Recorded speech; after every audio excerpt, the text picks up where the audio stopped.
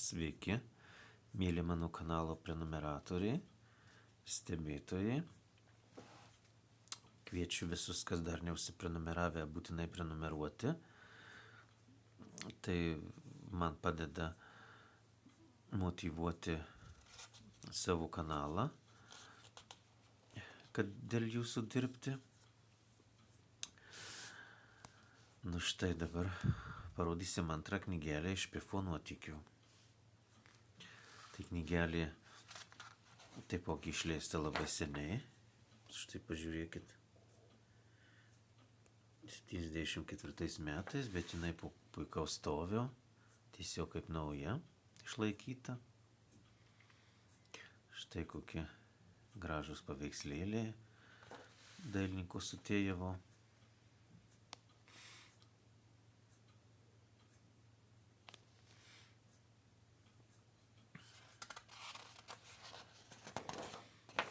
Ir Pifo nuotykiai nauji. Aš kažkada maniau, kad kai vaikystėje įsigijau šitą knygelę, man ją ko gero padovanojo kažkas, aš neįsigijau, buvau mažas vaikutis, kokių 6-7 metų, aš negalėjau dar įsigyti. Tai aš visą laiką maniau, panašiai gal net tik prieš kokius 5 metus sužinojau, kad čia dailininkas Sutėjevas, rusų autorius. Čia pagal prancūzų knygelę. O aš maniau, kad čia prancūzų autoriaus piešinukai. Nes jį tokie tikrai kvepia, tikrai ne rusų menu, kažkaip labai kvepia tokiu užsienietišką manierą. Taip džiaugsmingai matot, kaip Pifas kartu su Dudu siaučia. Ir štai Dudu jau kažko baigėsi pramogos ir Dudu verkė. Ir štai iš karto pralinksmina Pifas Dudu. Jisai sugalvoja labai greitai savo pramogas.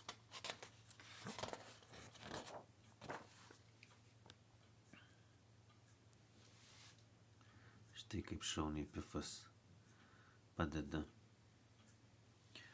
tetai Agatai siūlus vynioti.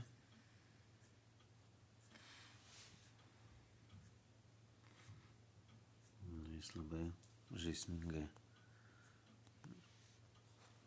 viskas sugalvoja išdykėlis.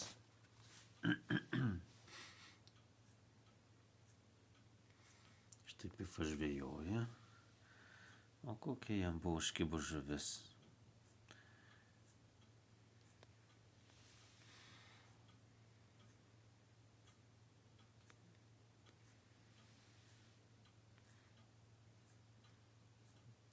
Matot, Pifas sekė kačiukas ir jis vietoj žuvų parnešė kačiuką. Kačiukas žuvis visas suvalgė, suėdė.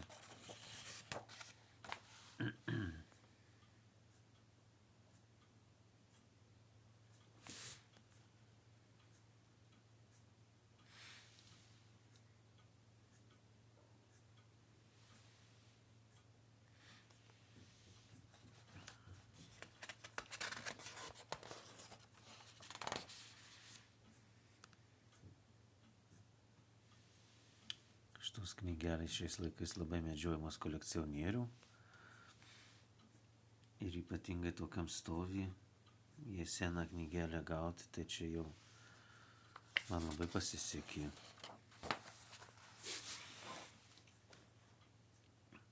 Ir labai gera kaina, labai pigiai gavau.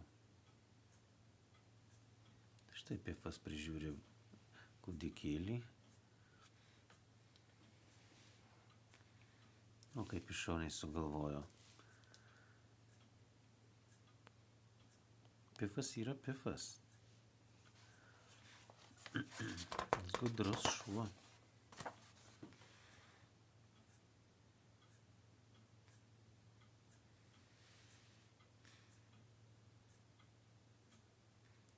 pifas parsiduos kaip žaislas, kažkas nusipirks.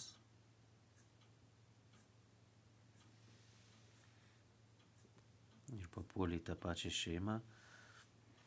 Didį Cezaris nupirko naują žaislą Dudu, o ten pasirodo pasislėpęs pifas.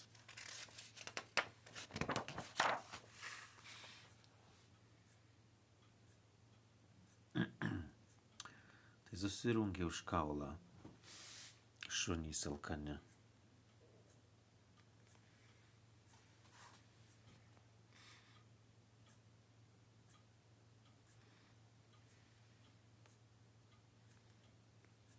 Pifas draugiškai padalins kauliukus visiems.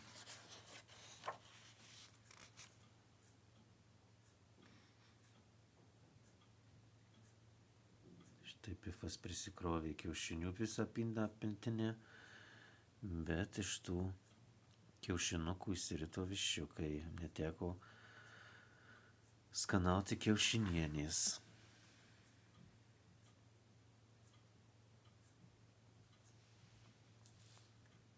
Teta Agata numezgė pifui šiltą žiemai šalikėlį.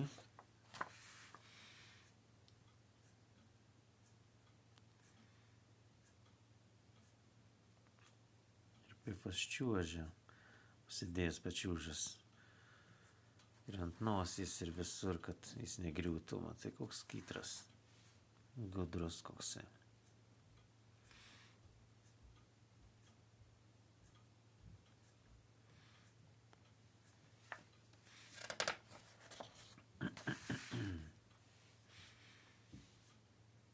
Žiema visiems labai slidu. Visi čiukšt parpuola, ką pifas sugalvos. Ogi va šitaip. Reikia žiemą keliauti su balionais, oro skristi ir neparpulsi.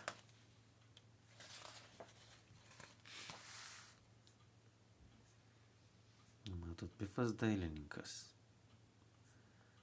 Nupiešė pelę, katinas Herkulas pamatė, kad tai tikra pelė ir sugadino visą dailę.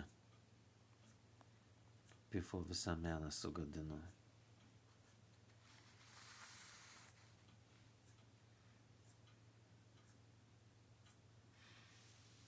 Tai štai, matot, yra trečiasis leidimas. Pasirodo, knygelė jau yra seniai leidžiama. Buvo seniai leidžiama. Kaip įdomu, redaktorius Sabonis. Štai va, mėlyjeji. Pasidžiaugiam tokia knygute. Matot, kainavo 32 kapeikas.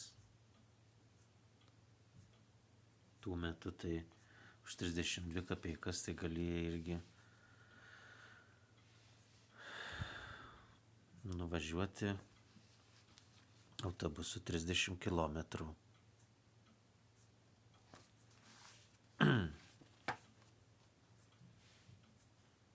Iki, mėlyjeji.